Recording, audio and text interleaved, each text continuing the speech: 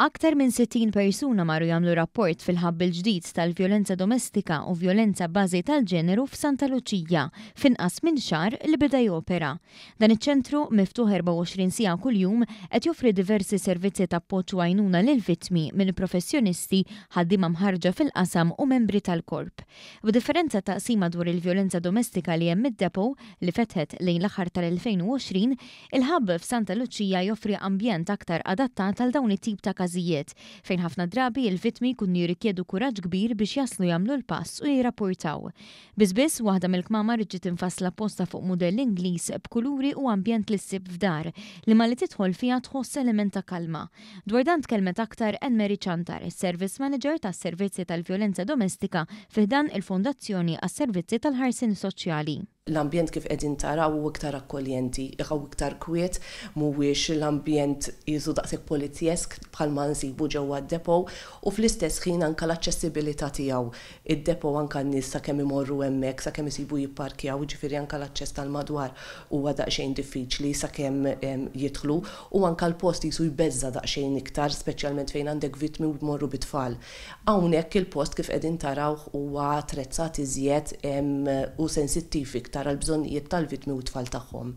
Lil Anne-Marie tkellimna magħha peress li l-FSWS qed toffri servizz ta' risk assessors 24 siegħa kuljum f'dan il-ħabb. Qed nippruvaw nkunu iktar nagħtu servizz terapeutiku wkoll, jiġifieri għalkemm il-pulizija min-naħa tagħhom iridu jagħmlu xogħolhom u jiġbru l-evidenza u l-affarijiet jiġbru r-rapporti u kollox, xorta waħda mbagħad min-naħa tagħna bħala risk assessors trenjati wkoll biex jagħmlu risk assessment, trenjati wkoll f'helping skills u f'affarijiet biex iktar iżommu close mal-vittma u jgħinuha b'mod holistiku biex il-persuni jkunu iktar komdi u jħossuhom iktar safe and secure meta huma qegħdin jagħmlu r-rapporti tagħhom.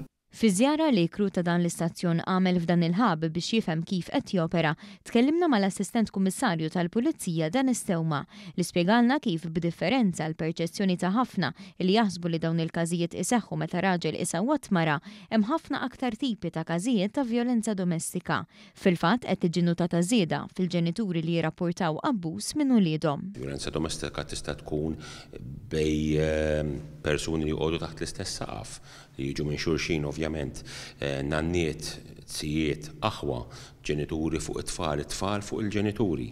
Fil-fatt fuq dan il-punt qed naraw żieda fl-ammont ta' rapporti ta' ġenituri, ħafna minnhom anzjani, li jirrapportaw it-tfal tagħhom fuq abbużi ta' natura domestika.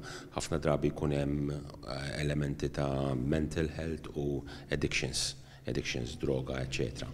L-Assistent Kummissarju spjega kif il-proċess ta' teħid tar-rapport huwa importanti li l-vittmi jifhmu li r-rapport huwa ex officio għal ġid tagħhom stess. Huwa rapport li ma tistax wara li tkun għamiltu tiġi ġurnata jew mejn 3 xhur 4 xhur wara u tgħidilna reġa' bdieli.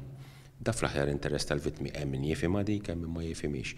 Ma l-idea li jkun ex officio biex mhux tiġi tagħmel rapport u wara ftit jiġi l-partner jew xi ħadd u tajjeb jew ħażin jikkonvinċik biex twaqqa' r-rapport għax l-affarijiet jaggravaw jistgħu. Kull min jagħmel użu minn dawn is-servizzi huwa mħeġġeġ jimla kwestjonarju qasir li huwa aċċessibbli minn kodiċi li hemm fil-ħabb stess biex min jieħu ħsieb ikun jaf x'hemm tajjeb u x'jista' jsir aħjar, dejjem bilan li s-servizz għall-vittmi ikun tal-ogħla livell.